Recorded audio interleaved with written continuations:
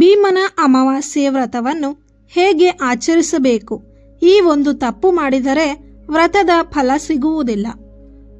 ನಮಸ್ಕಾರ ಸ್ನೇಹಿತರೆ, ನಮ್ಮ ಸಂಸ್ಕೃತಿಯಲ್ಲಿ ಗಂಡನ ಆಯಸ್ಸು, ಆರೋಗ್ಯ, ಕುಟುಂಬದ ಸುಖ, ಶಾಂತಿ ಮತ್ತು ಅಖಂಡ ಸೌಭಾಗ್ಯಕ್ಕಾಗಿ ಆಚರಿಸಲಾಗುವ ಅತ್ಯಂತ ಪವಿತ್ರ ವ್ರತಗಳಲ್ಲಿ ಭೀಮನ ಅಮಾವಾಸ್ಯೆ ವ್ರತ ಕೂಡ ಪ್ರಮುಖವಾಗಿದೆ. 2026ರ ಭೀಮನ ಅಮಾವಾಸ್ಯೆಯು ಆಗಸ್ಟ್ 12 ಬುಧವಾರದಂದು ಬಂದಿದೆ. ಇದು ಶಿವ ಮತ್ತು ಪಾರ್ವತಿಯನ್ನು ಪೂಜಿಸುವ ಪ್ರಮುಖ ಹಬ್ಬವಾಗಿದೆ. ಈ ದಿನದಂದು ಮುತ್ತೈದೆಯರು ಮತ್ತು ಕನ್ಯೆಯರು ತಮ್ಮ ಮನೆಯ ಗಂಡಸರ ಶ್ರೇಯಸ್ಸಿಗಾಗಿ ವ್ರತವನ್ನು ಆಚರಿಸುತ್ತಾರೆ. ಈ ದಿನದ ಕುರಿತು ಹೆಚ್ಚಿನ ಮಾಹಿತಿಯನ್ನು ತಿಳಿಯೋಣ. ಆದರೆ ಈ ವ್ರತವನ್ನು ಹೇಗೆ ಆಚರಿಸಬೇಕು, ಯಾರು ಮಾಡಬೇಕು, ಯಾವ ಪೂಜೆ ಮಾಡಬೇಕು, ಯಾವ ತಪ್ಪುಗಳನ್ನು ಮಾಡಬಾರದು, ವ್ರತದ ನಿಜವಾದ ಮಹತ್ವವೇನು, ಇವೆಲ್ಲವನ್ನು ಈ ವಿಡಿಯೋದಲ್ಲಿ ಸಂಪೂರ್ಣವಾಗಿ ತಿಳಿದುಕೊಳ್ಳೋಣ.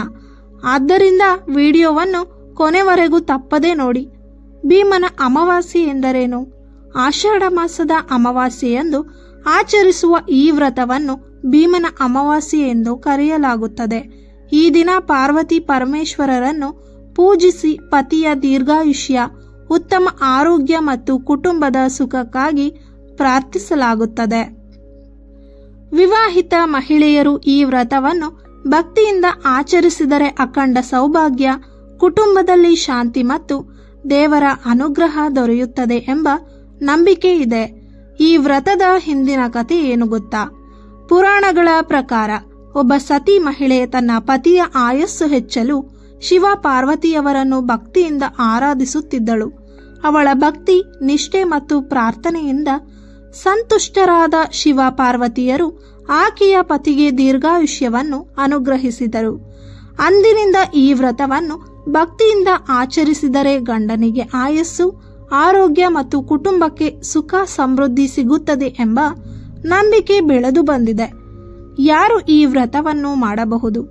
ವಿವಾಹಿತ ಮಹಿಳೆಯರು, ಹೊಸದಾಗಿ ಮದುವೆಯಾದಂತಹ ಮಹಿಳೆಯರು, ಕುಟುಂಬದ ಸುಖಕ್ಕಾಗಿ ಪ್ರಾರ್ಥಿಸುವಂತಹ ಮಹಿಳೆಯರು, ಕೆಲವು ಕಡೆಗಳಲ್ಲಿ ಅವಿವಾಹಿತ ಯುವತಿಯರು ಕೂಡ ಒಳ್ಳೆಯ ಜೀವನ ಸಂಗಾತಿ ದೊರಕಲೆಂದು ಈ ವ್ರತವನ್ನು ಆಚರಿಸುತ್ತಾರೆ. ವ್ರತವನ್ನು ಹೇಗೆ ಆಚರಿಸಬೇಕು? ಬೆಳಗ್ಗೆ ಬೇಗ ಎದ್ದು ಸ್ನಾನ ಮಾಡಿ, ಶುದ್ಧವಾದ ಬಟ್ಟೆ ಧರಿಸಿ, ಮನೆಯ ಪೂಜಾ ಸ್ಥಳವನ್ನು ಸ್ವಚ್ಛಗೊಳಿಸಿ, ಶಿವಲಿಂಗ ಅಥವಾ ಶಿವ ಪಾರ್ವತಿ ದೇವರ ಚಿತ್ರವನ್ನು ಪ್ರತಿಷ್ಠಾಪಿಸಿ, ಹೂವು, ಹಣ್ಣು, ತೆಂಗಿನಕಾಯಿ, ಅರಿಶಿಣ, ಕುಂಕುಮ, ಅಕ್ಷತೆ, ದೀಪ ಹಾಗೂ ನೈವೇದ್ಯಗಳನ್ನು ಸಿದ್ಧಪಡಿಸಿ, ದೀಪ ಹಚ್ಚಿ ಭಕ್ತಿಯಿಂದ ಪೂಜೆ ಮಾಡಿ. ಓಂ ನಮಃ ಶಿವಾಯ ಎಂಬ ಮಂತ್ರವನ್ನು 108 ಬಾರಿ ಜಪಿಸಬಹುದು. ಪಾರ್ವತಿ ದೇವಿಗೆ ಅರಿಶಿಣ ಕುಂಕುಮ ಅರ್ಪಿಸಿ ಗಂಡನ ಆಯಸ್ಸು ಮತ್ತು ಕುಟುಂಬದ ಒಳಿತಿಗಾಗಿ ಪ್ರಾರ್ಥನೆ ಮಾಡಿ. ನಿಮ್ಮ ಪ್ರದೇಶದ ಸಂಪ್ರದಾಯದಂತೆ ಪೂಜೆಯನ್ನು ಆಚರಿಸುವುದು ಉತ್ತಮ.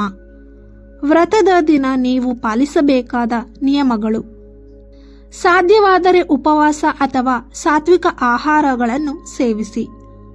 ನೀವು ಸುಳ್ಳು ಹೇಳುವುದನ್ನು ತಪ್ಪಿಸಿ. ಯಾರನ್ನು ನೋಯಿಸಬೇಡಿ. ಕೋಪ ಮತ್ತು ಜಗಳದಿಂದ ದೂರವಿರಿ. ದೇವರ ನಾಮಸ್ಮರಣೆ ಮಾಡಿ. ಬಡವರಿಗೆ ದಾನ ಮಾಡಿದರೆ ಇನ್ನಷ್ಟು ಪುಣ್ಯ ಸಿಗುತ್ತದೆ ಎಂಬ ನಂಬಿಕೆ ಇದೆ. ಈ ದಿನ ನೀವು ಮಾಡಬಾರದ ತಪ್ಪುಗಳು: ಪೂಜೆಯನ್ನು ಅವಸರದಲ್ಲಿ ಮಾಡಬೇಡಿ. ಮನೆಯ ಹಿರಿಯರನ್ನು ಅವಮಾನಿಸಬೇಡಿ. ಅಶುದ್ಧ ಮನಸ್ಸಿನಿಂದ ಪೂಜೆಯನ್ನು ಮಾಡಲೇಬೇಡಿ. ದೇವರಿಗೆ ಅರ್ಪಿಸಿದ ನೈವೇದ್ಯವನ್ನು ವ್ಯರ್ಥ ಮಾಡಬೇಡಿ. ಕೋಪ, ದ್ವೇಷ ಮತ್ತು ಅಸೂಯೆಯನ್ನು ದೂರವಿಡಿ. ವ್ರತದ ಫಲಗಳು: ಭಕ್ತಿಯಿಂದ ಈ ವ್ರತವನ್ನು ಆಚರಿಸಿದರೆ ಗಂಡನ ಆರೋಗ್ಯ ಮತ್ತು ಆಯಸ್ಸಿಗಾಗಿ ಪ್ರಾರ್ಥನೆ ಸಲ್ಲಿಸಲಾಗುತ್ತದೆ. ಕುಟುಂಬದಲ್ಲಿ ಶಾಂತಿ ಮತ್ತು ಐಕ್ಯತೆ ಹೆಚ್ಚುತ್ತದೆ ಎಂಬ ನಂಬಿಕೆ ಇದೆ. ದಾಂಪತ್ಯ ಜೀವನದಲ್ಲಿ ಪರಸ್ಪರ ಪ್ರೀತಿ ಮತ್ತು ವಿಶ್ವಾಸ ವೃದ್ಧಿಯಾಗಲಿ ಎಂದು ಭಕ್ತರು ಪ್ರಾರ್ಥಿಸುತ್ತಾರೆ. ಮನಸ್ಸಿಗೆ ನೆಮ್ಮದಿ ಮತ್ತು ದೇವರ ಕೃಪೆ ದೊರೆಯಲಿ ಎಂಬ ಆಶಯದಿಂದ ಈ ವ್ರತವನ್ನು ಆಚರಿಸಲಾಗುತ್ತದೆ. ಸ್ನೇಹಿತರೆ, ಯಾವುದೇ ವ್ರತದ ಮುಖ್ಯ ಅರ್ಥ ಭಕ್ತಿ, ಪ್ರಾಮಾಣಿಕತೆ ಮತ್ತು ಸದಾಚಾರ. ಸಂಪ್ರದಾಯಗಳು ಪ್ರದೇಶದಿಂದ ಪ್ರದೇಶಕ್ಕೆ ಬದಲಾಗಬಹುದು. ಆದ್ದರಿಂದ ನಿಮ್ಮ ಕುಟುಂಬ ಅಥವಾ ಸ್ಥಳೀಯ ಆಚರಣೆಯಂತೆ ಪೂಜೆ ಮಾಡುವುದು ಉತ್ತಮ. ಈ ಮಾಹಿತಿ ನಿಮಗೆ ಉಪಯುಕ್ತವಾಗಿದ್ದರೆ ವಿಡಿಯೋಗೆ ಒಂದು ಲೈಕ್ ಮಾಡಿ. ಇಂತಹ ಧಾರ್ಮಿಕ, ವಾಸ್ತು, ಜ್ಯೋತಿಷ್ಯ ಹಾಗೂ ಸಂಪ್ರದಾಯಗಳ ಕುರಿತ ಮಾಹಿತಿಗಾಗಿ ನಮ್ಮ ಯೂಟ್ಯೂಬ್ ಚಾನಲ್ ಅನ್ನು ಸಬ್ಸ್ಕ್ರೈಬ್ ಮಾಡಿ ಮತ್ತು ಬೆಲ್ ಐಕಾನ್ ಅನ್ನು ಒತ್ತುವುದನ್ನು ಮರೆಯಬೇಡಿ. ಓಂ ನಮಃ ಶಿವಾಯ. ಧನ್ಯವಾದಗಳು.